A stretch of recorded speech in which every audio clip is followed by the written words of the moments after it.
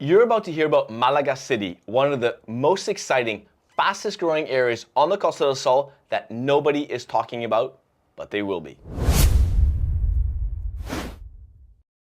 Welcome back to Costa Insights. I'm here with Kian, our local expert here at High Homes, and today we're diving into something really exciting, Malaga City, why it's becoming one of the hottest spots for lifestyle, property, and investment right now. Kian, bring us up to speed. Why is Malaga all of a sudden on the map for everyone? So, people that generally talk about Costa del Sol, right, or talk about the Malaga province, they'll normally talk about what we call Costa del Sol Occidental or West Malaga, which is from Torremolinos all the way to Casares. That's like the most, let's say, popular or the most known areas, right?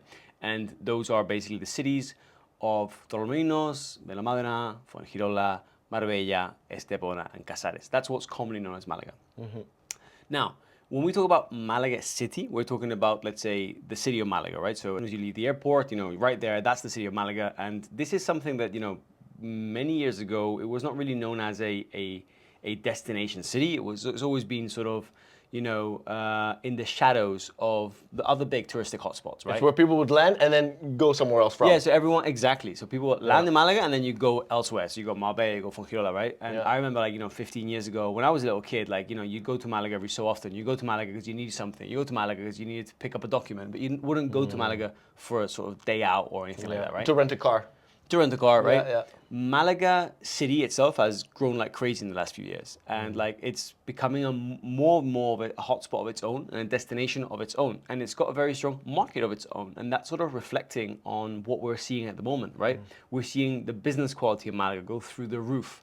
Business quality, I mean, if you go to Calle Larios, you go to Muelle Uno, a beautiful next to where the harbor is, Muelle Uno is full of amazing sort of business quality activities, things to do. Calle Larios, which is fantastic for shopping, eating out, dinners, going to Bodegas El Pimpi. It's really a cultural destination. And that sort of business quality paired with, for example, the theater that Antonio Banderas is sort of very actively working on in Malaga Centro, all of that is really putting Malaga on a hotspot. So if you look at other cities in Andalusia, like Sevilla, you look at Córdoba, Granada, they're all great and fantastic, but don't have the beach that Malaga has, right? So it's like the best city in Andalusia with the best beach, no? I mean, for people that don't know Malaga, the beaches of El Pedregalejo, El Palo, La Malagueta, it's just incredible. So it's a very different style, right? So if you go to Marbella, it's cosmopolitan, it's international, sort of high end.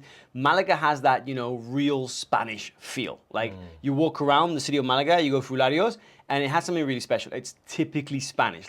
Actually, the big difference with, for example, Marbella, Benalmádena, Fuengirola is that predominantly the people that live there, people that walk around are Spanish, right? That's one of the biggest things. And Malaga today is nowhere near where it was 10, 15 years ago. It really is a absolute hotspot.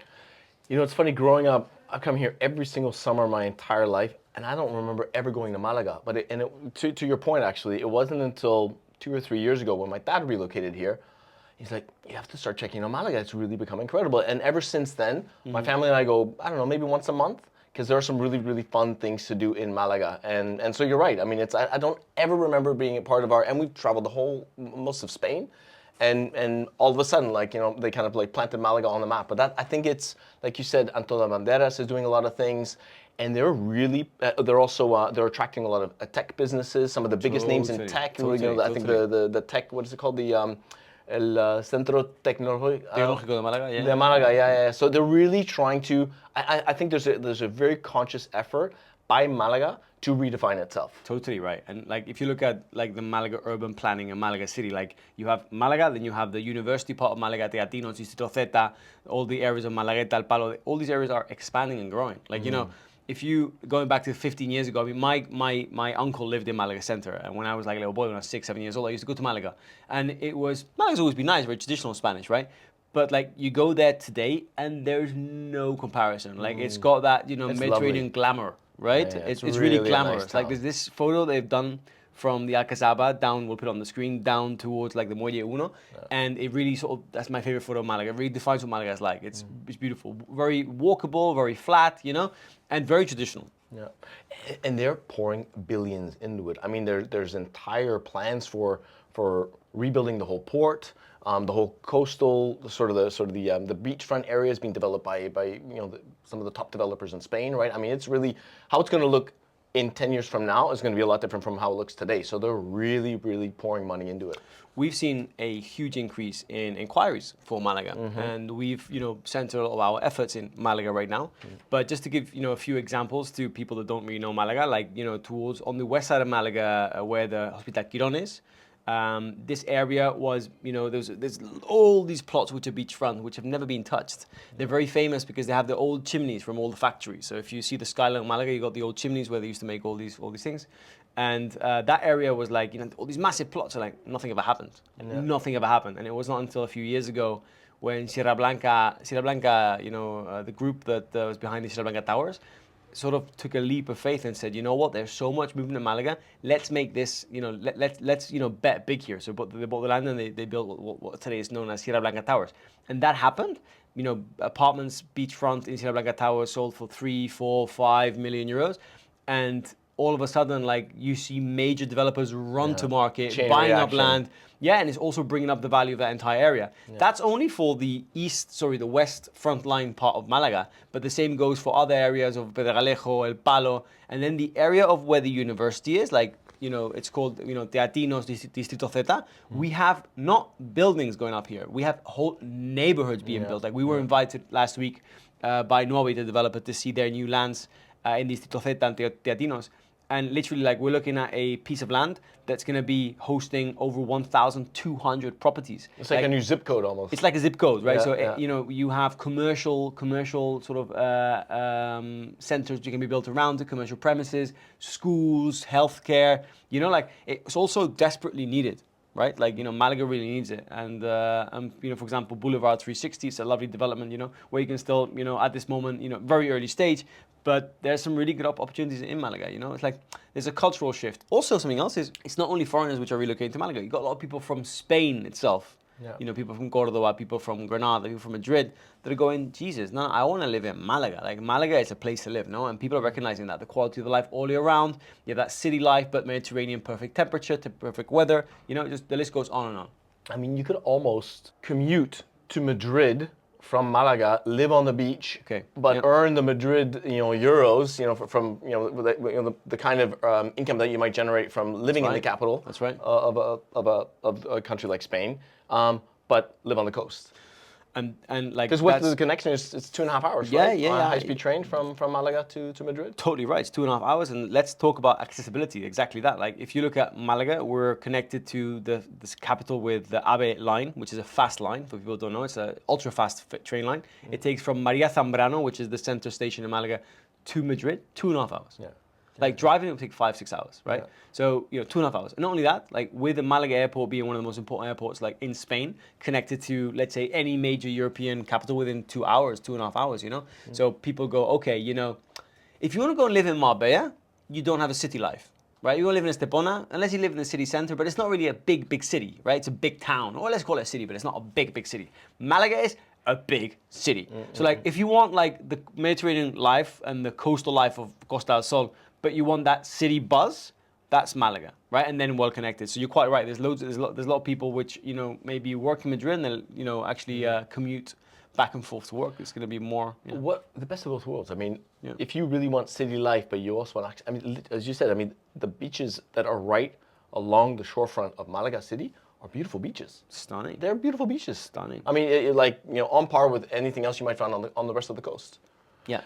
Then also, just one more thing is, it's real traditional. Like I cannot stress it enough. Like, go to Marbella and, everyone, it's very international. Everyone will speak English, sort of thing. But you go to Malaga and, of course, a lot of people speak English. But, like, it's so traditional. Like, you walk around Larios and it's mainly Spanish people. Yeah.